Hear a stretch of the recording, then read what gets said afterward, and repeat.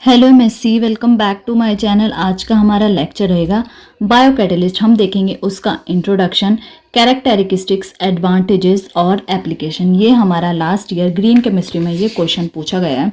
सबसे पहले तो ये शॉर्ट में पूछा गया है, ये देखिए, जिसमें हमें एप्लीकेशन और लिमिटेशन बतानी है बायोकैटलिस्ट की।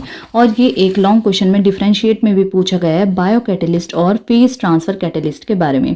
तो ये हमने डिफरेंट टाइप्स ऑफ कैटलिस्ट में देख लिया है। फेज ट्रांसफर कैटलिस्ट आज हम बायोकैटलिस्ट को डिटेल में देख लेंगे। तो अगर आप नए हैं तो चैनल को सब्सक्राइब कर लें और बेल आइकन को प्रेस कर दें, जिससे कि आपको सारी पढ़ाई की लेटेस्ट वीडियोस मिलती रहें। और अगर आपको वीडियोस अच्छी लगती है तो प्लीज़ उसको लाइक और शेयर करना ना भूलें। ये है हमारा एमएससी 4th सेमेस्टर का जो पेपर नंबर 2 है ग्रीन केमिस्ट्री, उसके अंदर ये इंपॉर्टेंट लेक्चर है जो कि प्रीवियस ईयर पूछा गया है, जिसको हम आज कवर करेंगे। तो चलो शुरू करते हैं अपना आज का लेक्चर जो है हमारा biocatalyst. Introduction. Biocatalyst are those catalyst that are present in living system. तो जो हमारे बायोकैटलिस्ट रहते हैं वो कैटलिस्ट होते हैं जो कि लिविंग सिस्टम में पाए जाते हैं, मतलब प्रेजेंट इन लिविंग सिस्टम में पाए जाते हैं। फिर इसके सेकंड पॉइंट में ये है कि biocatalyst is the natural catalyst such as protein enzyme to perform chemical transformation. जो हमारे बायोकैटलिस्ट रहते हैं वो नेचुरल कैटलिस्ट रहते हैं, जैसे कि हमारा प्रोटीन हो गया, एंजाइम हो गया, जो कि परफॉर्म करते हैं केमिकल ट्रांसफॉर्मेशन को वो परफॉर्म करते हैं। ऐसे हमारे बायोकैटलिस्ट नेचुरल कैटलिस्ट हैं, जैसे कि प्रोटीन या एंजाइम हो गया, जो कि केमिकल ट्रांसफॉर्मेशन को परफॉर्म करते हैं। फिर इसका थर्ड पॉइंट है biocatalyst is a biological entity that accelerate और catalyses chemical reactions in living organism. जो हमारा बायोकैटलिस्ट रहता है वो एक बायोलॉजिकल एंटिटी है जो कि एक्सेलरेट या कैटलाइज करती है केमिकल रिएक्शन को, वो भी लिविंग ऑर्गेनिज्म में। यह है इसका थर्ड पॉइंट। तो इंट्रोडक्शन में हमने ये 3 पॉइंट देखे हैं, जिसमें जो हमारा बायोकैटलिस्ट है वो कैटलिस्ट होता है जो कि लिविंग सिस्टम में पाया जाता है। बायोकैटलिस्ट एक नेचुरल कैटलिस्ट है, जैसे कि हमारा प्रोटीन हो गया, एंजाइम हो गया, जो केमिकल ट्रांसफॉर्मेशन को परफॉर्म करता है। और बायोकैटलिस्ट एक बायोलॉजिकल एंटिटी रहती है जो कि एक्सेलरेट या कैटलाइज करती है केमिकल रिएक्शन को लिविंग ऑर्गेनिज्म में। तो ये था इसका इंट्रोडक्शन में। अब हम बढ़ते हैं आगे, हम देखेंगे अब कैरेक्टरिस्टिक्स ऑफ बायोकैटलिस्ट। कैरेक्टरिस्टिक्स, सबसे पहली इसकी कैरेक्टरिक है बायोलॉजिकल नेचर। बायोलॉजिकल नेचर आपको ऐसे पॉइंट में लिखना है, फिर हम उसके अंदर का देखेंगे। Biocatalyst are produced by living organisms and are often proteins या एंजाइम्स।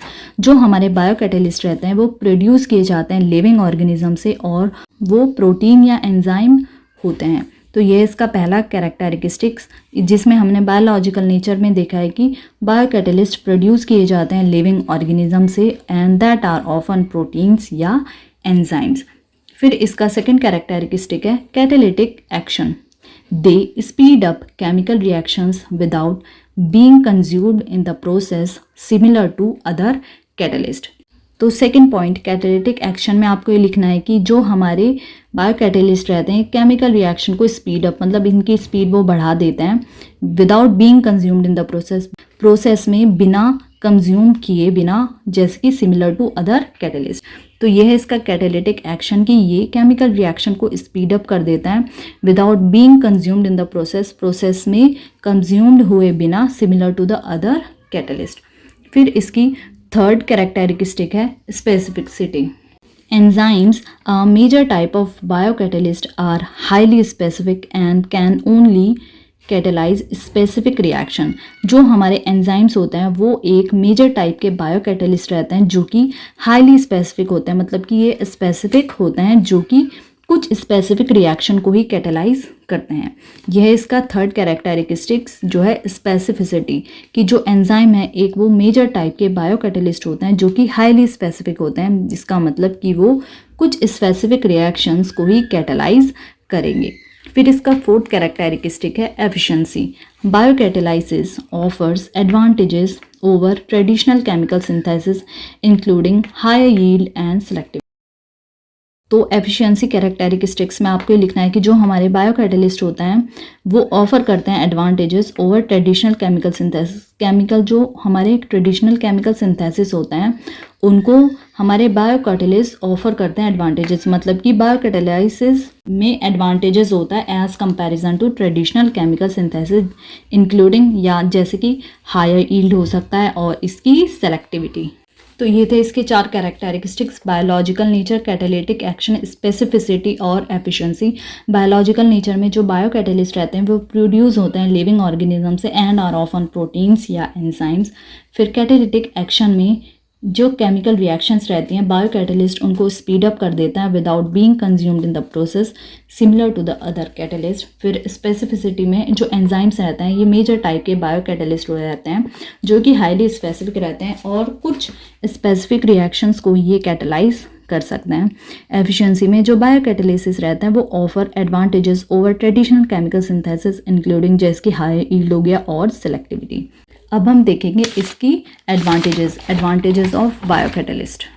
ये है एडवांटेजेस ऑफ बायोकैटलिस्ट। पहला एडवांटेज है बायोकैटालिटिक रिएक्शंस आर फास्ट। जो हमारी बायोकैटालिटिक रिएक्शंस रहती हैं वो फास्ट होती हैं। फिर इसका सेकेंड एडवांटेज है most of the reactions are performed in aqueous medium at ambient temperature and pressure. जो मोस्टली जो रिएक्शंस होती हैं हमारी बायोकैटालिटिक रिएक्शन वो परफॉर्म की जाती हैं एक्वस मीडियम में, वो भी एम्बियंट टेम्परेचर और प्रेशर पर। फिर इसका थर्ड एडवांटेज ये है कि the biocatalytic conversions normally involve only one step. जो हमारी बायोकैटालिटिक कन्वर्जन होती है वो नॉर्मली एक ही स्टेप इन्वॉल्व रहता है उसमें। फिर इसका फोर्थ एडवांटेज है protection, D protection of function groups is not necessary. जो हमारे फंक्शन ग्रुप का प्रोटेक्शन और डी प्रोटेक्शन रहता है वो बायोकैटालिस्ट में नेसेसरी नहीं होता।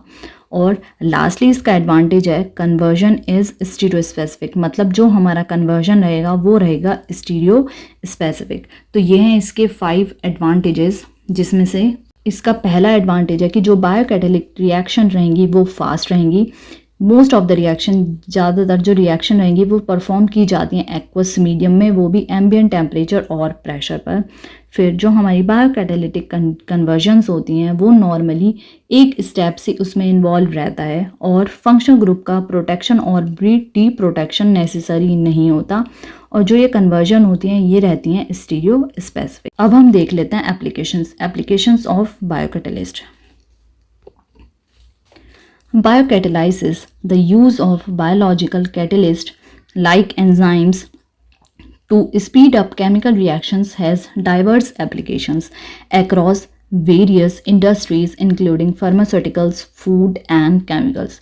जो हमारे बायोकैटलिस्ट रहते हैं जिसमें the use of biological catalyst, जो हम बायोलॉजिकल कैटलिस्ट का यूज़ करते हैं केमिकल रिएक्शन को स्पीड अप करने के लिए, उसकी डाइवर्स एप्लीकेशंस होती हैं बहुत ही ज़्यादा वेरियस इंडस्ट्रीज़ में, जैसे कि फार्मास्यूटिकल्स, फूड और केमिकल्स में।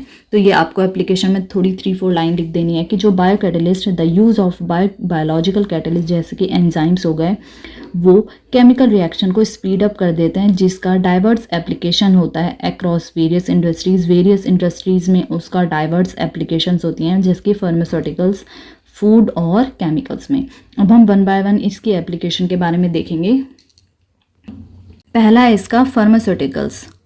Biocatalyst are used to synthesise complex drugs, intermediates and pharmaceuticals ingredients, often with greater efficiency and selectivity than chemical synthesis।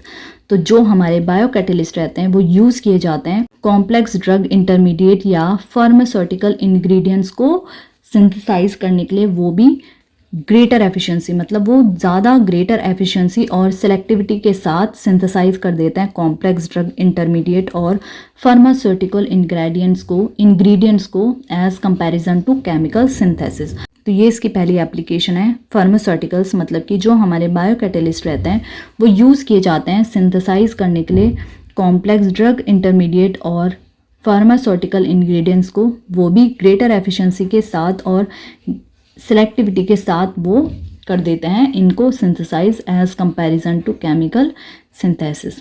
फिर है इसका सेकंड एप्लीकेशन जो है हमारी food and beverage. Enzymes are used in food processing for task like juice clarification, cheese production and brewing. जो हमारे enzymes रहते हैं वो यूज़ किए जाते हैं फूड प्रोसेसिंग में, जैसे कि हमारा जूस क्लैरिफिकेशन हो गया, चीज़ का प्रोडक्शन हो गया और ब्रूइंग। तो यह है इसका सेकंड एप्लीकेशन। फिर they can also be use in food supplements and to improve digestion. जो हमारे बायोकैटलिस्ट रहते हैं वे फूड सप्लीमेंट में भी यूज़ किए जाते हैं और डाइजेशन को इम्प्रूव करने के लिए भी।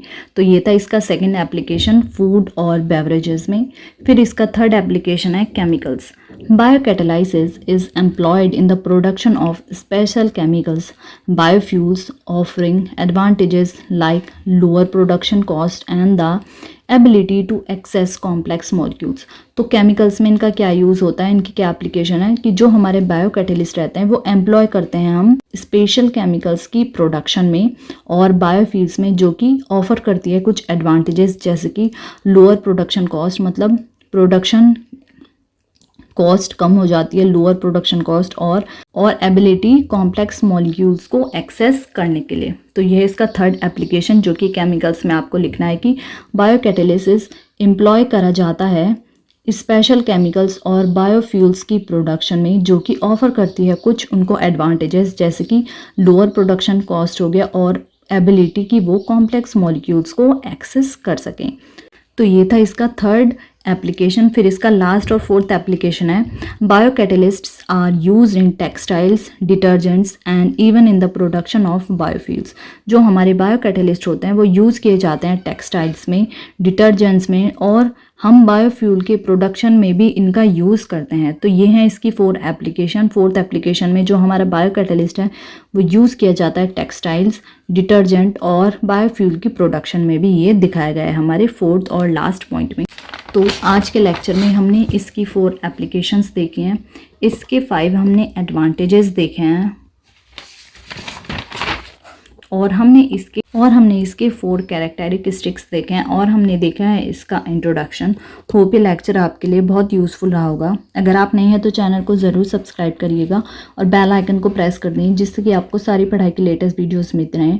और अगर आपको वीडियोस अच्छी लगती है तो प्लीज़ उसको लाइक और शेयर करना ना भूलें। तो मिलते हैं नेक्स्ट लेक्चर में। Thank you for watching.